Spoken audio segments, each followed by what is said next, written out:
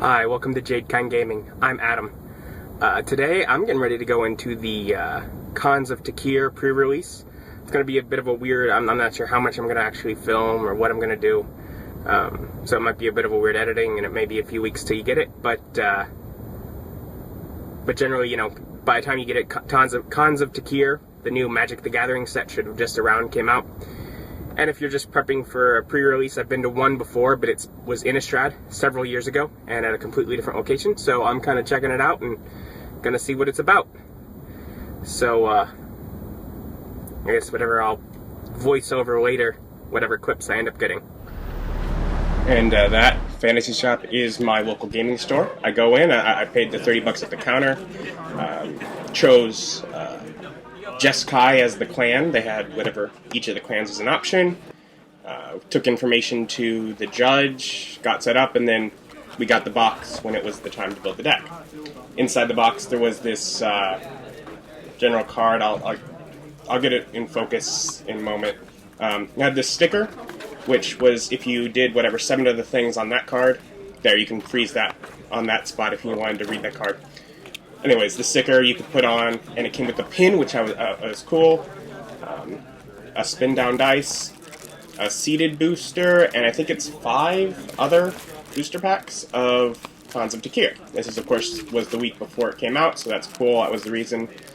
I'm holding this one-hand camera, and then the next with this, and Jeskai is blue, red, and white, so I'm sort of sorting out those cards as I go for potentially putting in my deck, and any other one I'm going to put here in the foreground, because not important. That red one that just passed was a cool one. So yeah, I'm just dropping off the black and the green here, or whatever. Useful land. So there are a lot of triple colored lands in this set? Yeah, putting up cards there. You'll notice like some of them have the little symbols. The little eye is Jeskai. It's the deck I'm building, so it was, you know, also certainly some of the ones that were more important. Whereas some of the other symbols were for other decks, like the wings, where I forget what clan, but that's another clan. Essentially, each clan had a symbol. I'm gonna milk this. You don't get too dizzy. I'll put a video together later.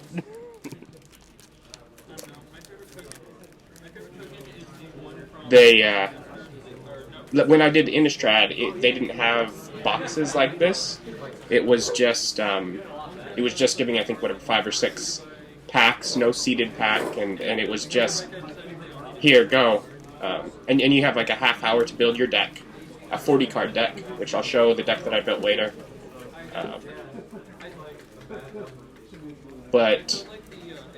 And then essentially it's several rounds of 3 battles with the same person.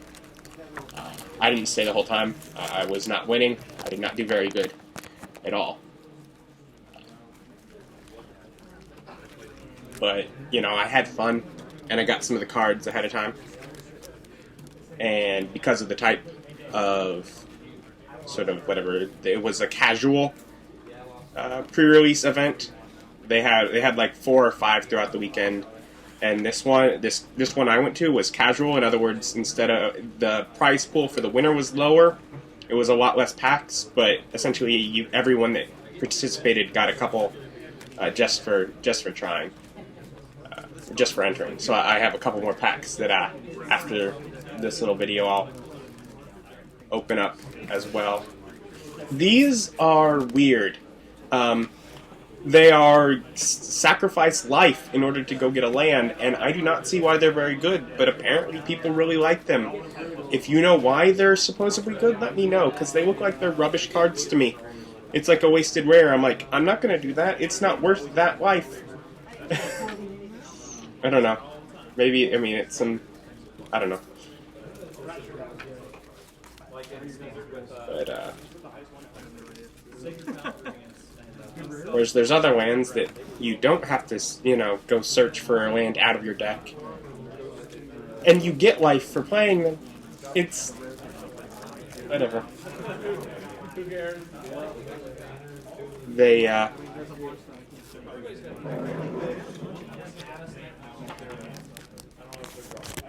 Oh yeah, Morph was back in this set.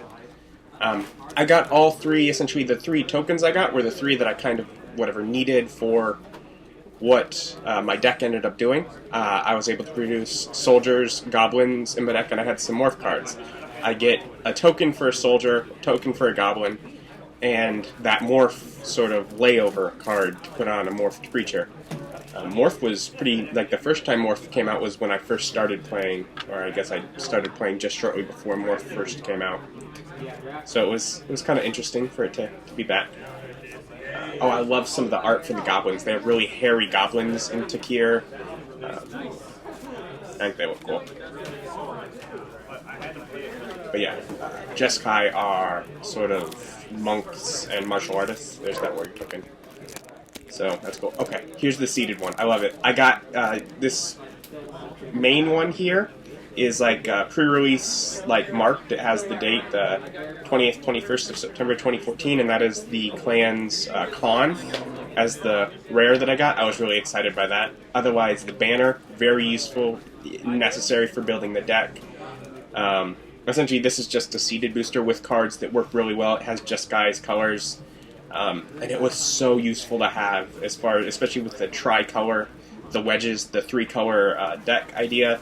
It was so, the land that can add all three, some of the cards that really use the mechanic, really useful to have, to really make sure that you had the cards you needed to build the deck for the clan that you'd chosen. And as you can see, I didn't even consider building one outside of colors based on what cards they got. I didn't care. I like those are sort of my three favorite colors. I like the blue. Blue is my favorite, but red has some really great mechanics, and I utilize white a lot for the life gain. But yeah, that seeded booster was so helpful to be able to build that. You take lands from them. You borrow lands. I borrowed all old ones, so they'd be easy to take out, and I put 5 of each, just based on the numbers. Here are the cards that you go on pause or go slowly through. Here are the cards that I put in my deck. There's that making of the warriors. They have their prowess, which lets you, if you play instants or sorceries, your creatures get more powerful. So I have lots of instants and sorceries in here. I always try to have a good number of low-cost cards, especially in this kind of thing. And they, there was one for 6, and there's a couple that are more expensive. But I tend to try and get some good on the lower cost end, because when I first started playing, I didn't, and over the years, I've certainly learned it's good to be able to play something on turn 1 or turn 2. It's really useful. That goblin with the morph was really good, just passed. Some of these multicolor ones, she was great. She won, the only actual battle that I won was because of her, and then here the lands that were so useful to get some multicolors, was really useful. So that was the deck, and I'll be right with you. Hi, welcome back. So I just commented over that. It's been really a bit over a week since I actually did the pre-release, but I just got it edited enough. And as I said, I got 2 booster packs just for entering that event. So we'll come over here. Here's whatever I have. I did some of the things on here, but I didn't want to give up my sticker anyways. I love the pen. Yeah, so I got the cards that I got there. And I got these 2 boosters afterwards, just for playing, which, since I didn't expect to win, I'm not the greatest. That's why I went for that event. I was like, that way I at least get something more. Alright.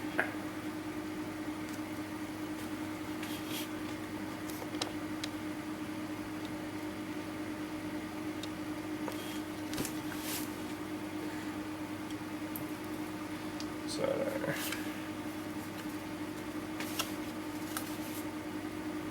Oh, that's pretty. That's some really pretty art. I'm not sure if it's quite in focus because it doesn't look quite as pretty for you. Yeah. Although that relies on the delve mechanic in this set, which I don't like. Because for draw 3 cards, it's not worth 8 mana. They just increased it so much because you can pay from your graveyard. I think that's stupid. That's not the way that should have been ran. It should be maybe a card more. Otherwise, Delve is useless. You have to pay it from your graveyard.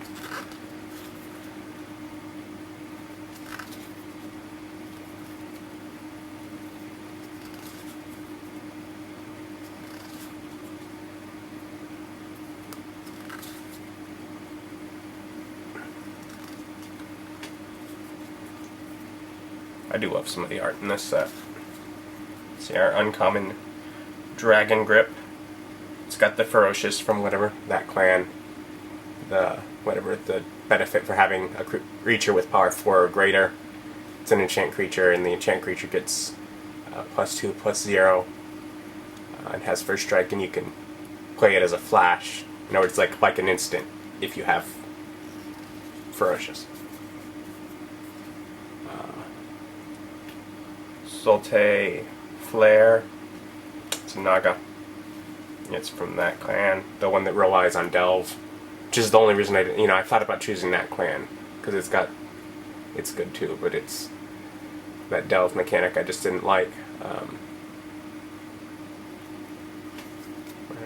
Way of gaining life when this creature or another creature with 4 or greater toughness dies. One from Jeskai with 2 other colors, flying, trample, 3/3. My rare enchantment for 1 green. If 1 or more +1/+1 counters would be placed on a creature you control, that many +1/+1/+1 counters are placed on it instead. That can be really useful combined with some other cards. Land and another morph marker. Reminder, I guess.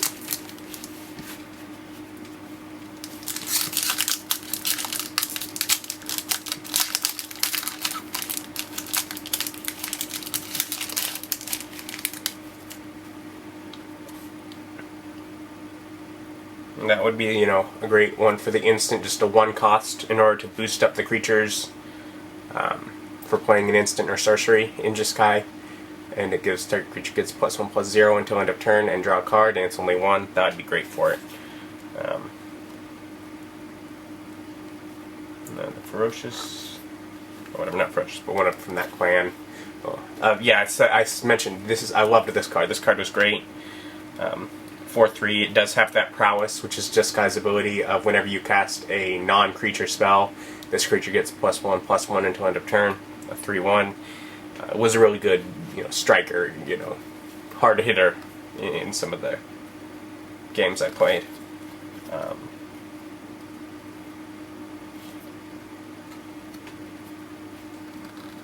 morph, not bad. That can be flipped over to gain and regenerate but become weaker. Interesting. Guy that enters the battlefield tapped.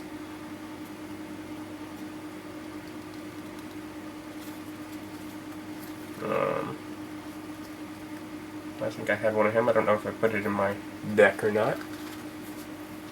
I don't remember. Lens of Clarity. For 1, you may look at the top card of your library and at a face-down creature you don't control. Ooh, looking at a morphed card. Cool.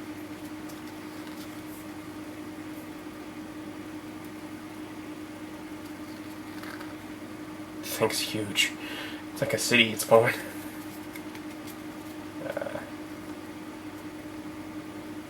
See, this seems like so much better of a card. You don't have to go search and pull another land out of your deck. Therefore, you're not working your way through your deck needlessly. It can tap for both over and over again, and you gain a life when it enters the battlefield. Yeah, essentially you give up your extra land that turn in order to gain a life. That totally seems better than the rare lands that this set has. For 1. Embodiment of Spring. Oh, I get it. It's icy, but it's greenery coming out.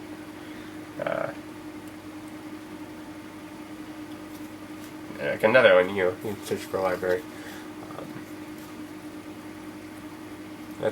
Great. I think I had one of those. Very useful. Deal 6 damage to target creature, and when that creature dies this turn, exile all cards in its controller's graveyard.